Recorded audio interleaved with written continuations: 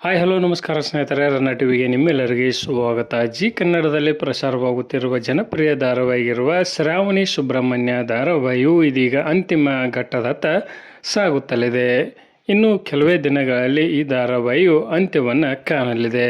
ಇದಕ್ಕೆ ಕಾರಣವಾದರೂ ಏನಿರಬಹುದು ಎಂಬುದನ್ನು ಇಂದಿನ ವಿಡಿಯೋದಲ್ಲಿ ತೆಗೆದುಕೊಂಡು ಬರೋಣ. ನೀವು ಸಹಿತ ಈ ಧಾರಾವಾಹಿಯನ್ನು ಇಷ್ಟಪಡೋದಾದರೆ ಈ ವಿಡಿಯೋಕ್ಕೆ ತಪ್ಪದೇ ಒಂದು ಲೈಕ್ ಮಾಡಿ. ಸದ್ಯ ಜಿ ಕನ್ನಡದಲ್ಲಿ ರಾತ್ರಿ 9 ಗಂಟೆಗೆ ಪ್ರಸಾರವಾಗುತ್ತಿರುವ ಶ್ರಾವಣಿ ಸುಬ್ರಹ್ಮಣ್ಯ ಧಾರಾವಾಹಿಯು 2024 ಮಾರ್ಚ್ನಲ್ಲಿ ಆರಂಭಗೊಂಡಿತ್ತು. 2 ವರ್ಷವನ್ನು ಪೂರೈಸಿರುವ ಈ ಧಾರಾವಾಹಿ 600 ಸಂಚಿಕೆಗಳನ್ನು ಯಶಸ್ವಿಯಾಗಿ ಪೂರೈಸಿದೆ.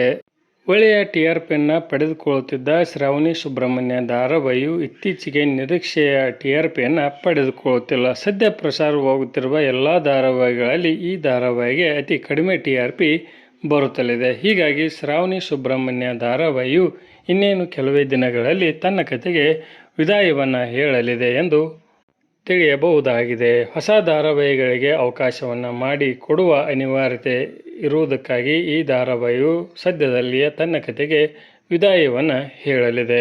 ಈ ಧಾರಾವಾಹಿಯು ಅಂತ್ಯವನ್ನು ಕಾಣಬೇಕಾ ಅಥವಾ ಮುಂದುವರಿಯಬೇಕಾ ಎಂಬುದನ್ನು ಕಮೆಂಟ್ ಬಾಕ್ಸಲ್ಲಿ ತಿಳಿಸಿ. ಧನ್ಯವಾದಗಳು, ನಮಸ್ಕಾರ.